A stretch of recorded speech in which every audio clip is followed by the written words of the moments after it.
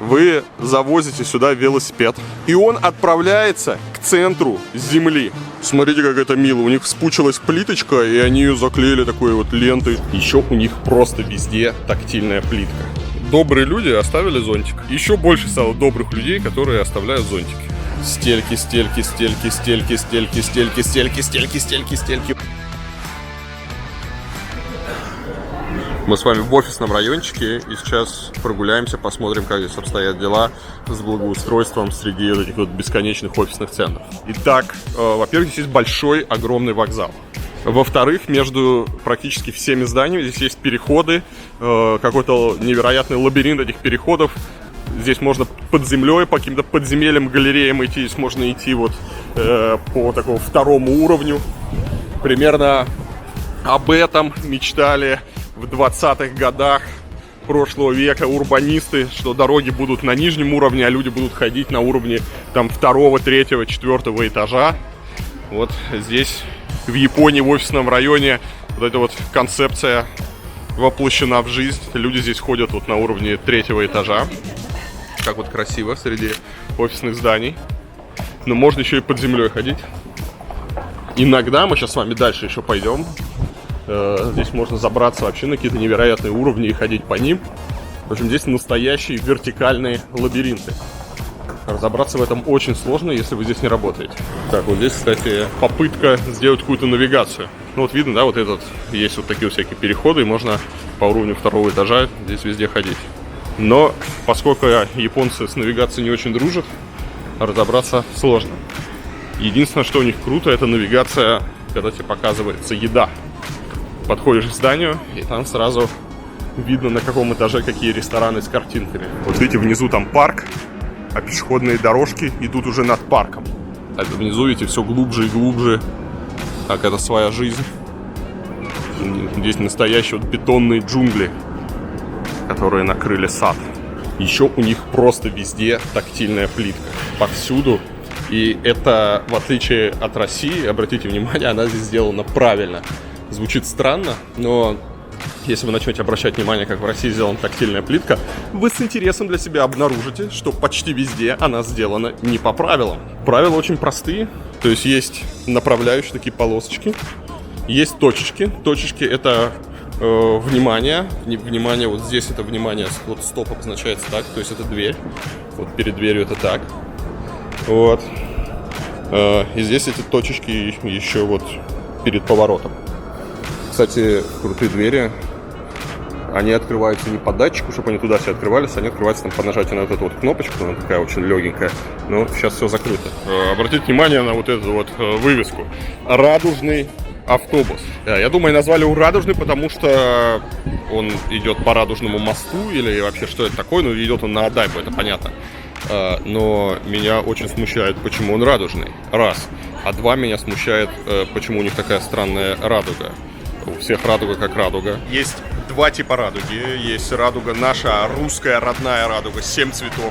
Каждый охотник желает знать, где сидит фазан. Все их знают с детства, все эти 7 цветов. Это же радуга мира. Например, есть флаг мира, он тоже радужный, там написано «Мир». Некоторые не особо образованные люди думают, что это флаг ЛГБТ-сообщества. Нет, друзья, флаг ЛГБТ-сообщества, там 6 цветов, там не 7. А, вот, еще один палец, да. Там 6 цветов. Там нету голубого. Именно поэтому этих ребят так обидно называют голубые. Я не знаю, обидно это не обидно. В общем, в любом случае, легко запомнить, что на флаге ЛГБТ-сообщества он радужный цвет без голубого. Каждый охотник желает знать салатовый. Все, видите, у них салатовый зеленый. У нас просто зеленый, у них салатовый зеленый, потом голубой фиолетовый. То есть вместо синего у них какой-то изумрудный. Вот такая вот японская радуга. Надеюсь, вам было это интересно.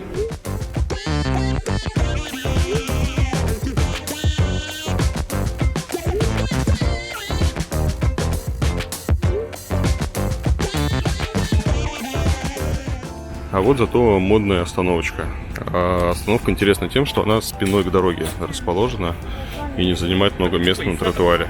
Это специальная зона для курения, поскольку курить на улице нельзя. У них в разных местах делают специальные загоны для курильщиков. Особенно чудно смотрятся на различных ТПУ, комнаты для курильщиков, где стоит такой дым. что прямо физически туда тяжело зайти. Но в этой душегубке народ сидит. Так, вот он ставит велосипед. Смотрите, как все это происходит. Нажимает на кнопку. Эта штука его пожирает. Все. И нет велосипеда. Друзья, вот эти вот милые штуки — это подземные велогаражи. Значит, что это такое? Вы завозите сюда велосипед. Вот прямо сюда. И он отправляется к центру Земли. Велосипед на специальном лифте. Вот лифт. Вот лифт. И этот велосипед отправляется вниз, в центр Земли. Прямо в центр Земли опускается велосипед.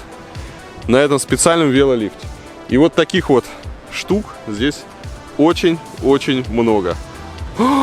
Вот как она выглядит, смотрите. То есть вот этот велоприемник, а внизу настоящее царство велосипедов.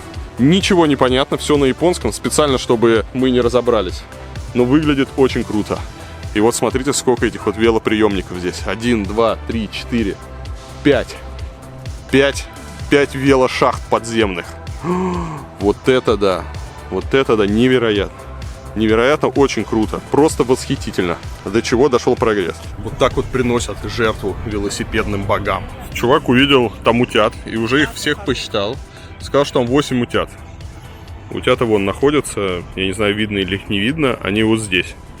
Но забавно, что он стоит, и всем, кто мимо него проходит, он всем вот говорит, что там эти утята есть. И, судя по всему, он здесь стоит целый день. И всех информирует о 8 утятах, которые сидят на этих камнях. Вот видите, идет человек, и он всем говорит, что там утята. Хочет пообщаться, пусть нет. Это мило. Это безумно мило. А здесь очистные сооружения. И из них вот чистая вода, она вытекает вот сюда, прямо в реку. Ну, судя по тому, что запаха нет, вода действительно чистая. И вот здесь утята спят на этих штуках, которыми укрепляют берег. Я не знаю, как они называются. А там вот многоэтажечки. Ну, кстати, удобно. Добрые люди оставили зонтик. И если кому зонтик нужен, можно его взять и все. Скажи, а ты зачем носишь зонтики? Мы не можем их оставить? Мы же тоже добрые люди.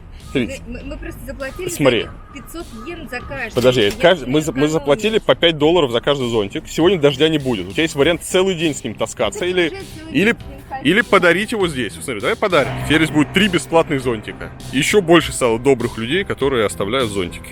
Большая редкость для Японии. Общественное пространство хоть какое-то. Обычно все очень плотно застроено, но здесь вот образовалось место. Сделали такую вот кровать с лампой. Неплохо относительно сделали. Здесь очень такая классная зона. Во-первых, смотрите, такие вот стульчики-пенечки. Стильно, модно, красиво, недорого в производстве. Если у вас есть особенно какое-то старое бревно.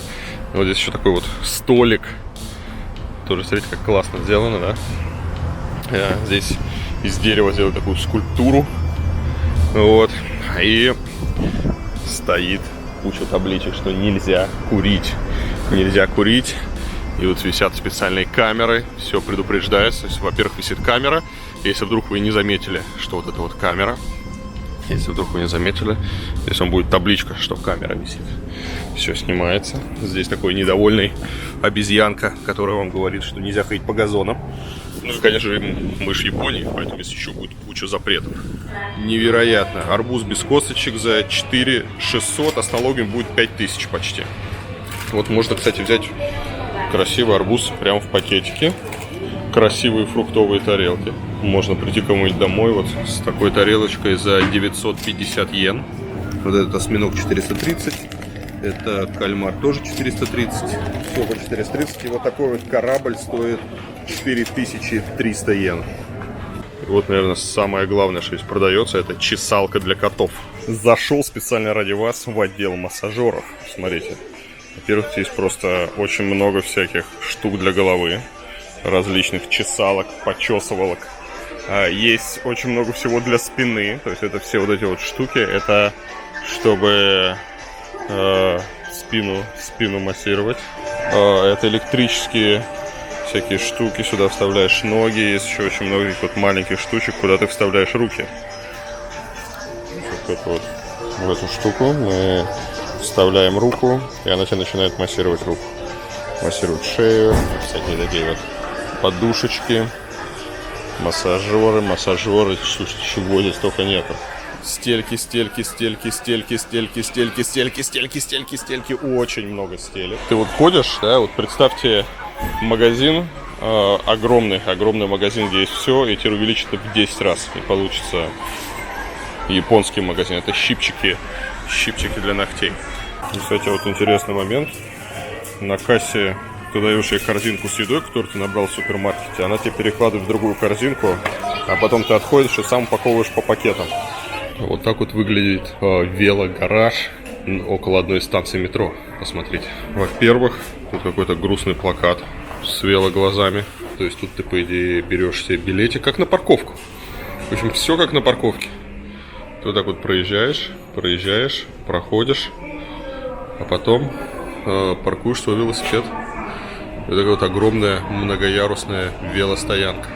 Смотрите, как все компактно, но тем не менее тут вам и дерево поставят, и какое-то благоустройство, и какие-то лесенки. Да, здесь нету тротуаров, но здесь улица сделана так, что машины не гоняют и делят эти узенькие улочки вместе с людьми. Смотрите, как это мило. У них вспучилась плиточка, и они ее заклеили такой вот лентой, чтобы все видели, что здесь что-то пошло не так. В Москве можно половину тротуаров просто заклеить, закрасить это черно-желтыми полосками, если как каждого, где можно споткнуться. Видите, просто здесь никто не споткнулся. Вот они взяли и так вот сделали внимание. У нас чуть-чуть вспучилась плиточка. Какая милота. Вот только японцы так могут. Такие зайки.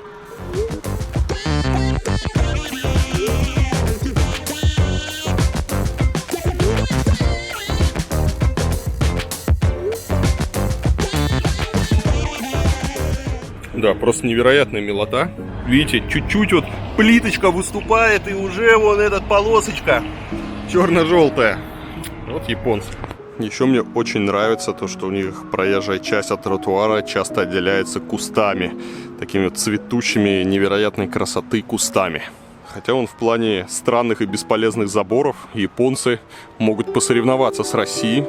Например, вот объясните мне, зачем нужен забор на этой стороне? Что это такое? Зачем этот забор? Прошу обратить внимание, что идеальные японцы не смогли сделать плитку без луж. Что это такое? Это лужа, это брак дорожного покрытия.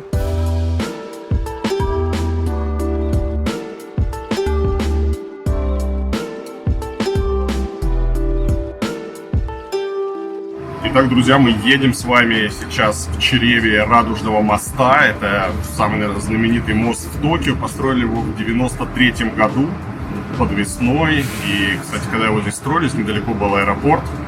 И из-за этого была ограничена высотность этого моста, поэтому это такая довольно сложная конструкция. У моста 2 яруса, один автомобильный, второй, собственно, для ветки метро, по которой мы сейчас и едем. По мосту можно прогуляться, 1,7 километра, где-то за полчаса вы пройдете весь этот мост и насладитесь потрясающими видами. Радужный мост — это такое народное название, и дали этому мосту, потому что подсветочка, радужная подсветка, правда не каждый день, а в выходные и во время праздников. Называется подсветка тысячелетия. Довольно красиво. Вот. Ну и по разным случаям они могут, в принципе, экспериментировать с подсветкой. Вообще, конечно, самое прикольное — это вот так вот сесть в этот автоматический поезд и из окошка насладиться. Обязательно, может, просто туда-обратно прокатиться. Такая будет обзорная экскурсия. Да, и, кстати, еще один момент.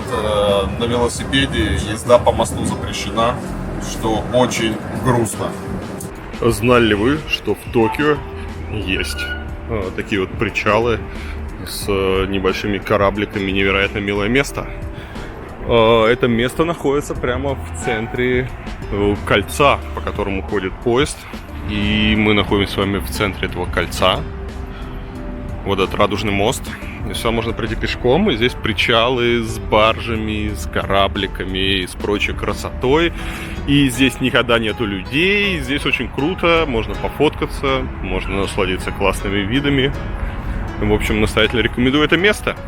Где еще такое вот увидишь? Гигантские покрышки, разные кораблики. То есть обычно все это люди смотрят вот с поезда, который вот здесь идет, это вот эта ветка метро, которая на автопилоте ездит. Вон Радужный мост, вон Адайба. Адайба — это искусственный остров. Там было изначально несколько искусственных островов с артиллерийскими батареями. Их построили давным-давно, в начале 17 века. И все это было сделано для защиты от Токио. В общем, там были всякие различные военные сооружения. Потом, все это в 80-е годы прошлого века, администрация Токио решила сделать там суперпроект. И превратили этот остров в такой футуристичный, супер новый район, где, собственно, и построили всякую красоту. Ну и, собственно, в 90-е годы прошлого века туда провели железную дорогу, там появились отели, и все эта история зажила, и она превратилась, Адайба превратилась в одну из самых популярных туристических достопримечательностей, куда пошел народ, потому что это такое символизировало будущее. Там всякие выставочные центры, вот этот самый главный смелый проект телекомпании Fuji с этим шаром. В общем, народ туда поехал, и стала такая вот красота. А здесь есть куча якорей. Вот это вообще, наверное, главная такая точка. И про это никто не знает. Я не видел, чтобы здесь кто-то фотографировался. Хотя это уже несколько лет здесь это место. Сейчас свободный доступ. Смотрите, какие якоря. Просто кайф. Ребята, дарю вам место. На закате или на рассвете. Здесь просто фантастический свет. Здесь нету людей.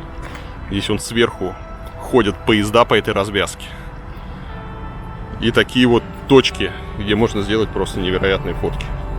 Вот сюда забираетесь, прямо отсюда на закате. И все, не благодарите. Это вам подарок за то, что смотрите мой канал. Будете в Токио, вы знаете, куда вам идти. За уединением и крутыми фоточками. И еще здесь крутой закат, вот между небоскребами, там постоянно выглядывает солнце и своими лучами выхватывает ваши красивые лица. Ну и дальше там еще куча всего крутого. Но самое главное, что здесь нет людей. Вечерком взять винишко, сыр, фруктики, прийти сюда и встретить закат на пирсе. Святое дело. Вот так вот. Такие фантастические места в Токио встречаются, если ходить пешком и избегать туристических маршрутов. Туристов здесь нету точно.